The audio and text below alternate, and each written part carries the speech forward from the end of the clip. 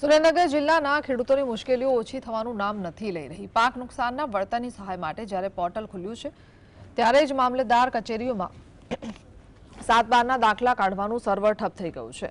સવારથી મોટી સંખ્યામાં ખેડૂતો દાખલા કઢાવવા માટે લાંબી લાઈનોમાં ઊભા રહેવા મજબૂર બન્યા છે, પરંતુ કલાકો સુધી સર્વર ડાઉન રહેતા તેઓ નિરાશ થયા હતા। ખેડૂતોએ તંત્રની કામગીરી સામે રોષ વ્યક્ત કર્યો છે।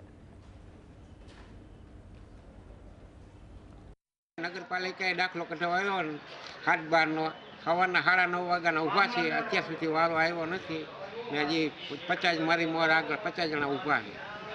હજી બપોરે વારો આવે તો સારું, નકર પાછા બપોર પછી ધક્કો થાય। શું લેવા દાખલો કઢાવાયા? મારે આ જમીન ધોવાનો 9:30 ના આવ્યા છે, જોઈ 2-3 વાગે કદાચ લાઈન લાગી છે, સર્વર હાલતું નથી। શું કહે છે અંદરથી? કે ચાલુ થાય, આ ચાલુ છે, વાર લાગે આમાં। હવે શું કરવાનું? અહીં તો કાઢે તાર ત્યાં સુધી બેસવાનું લાઈનમાં।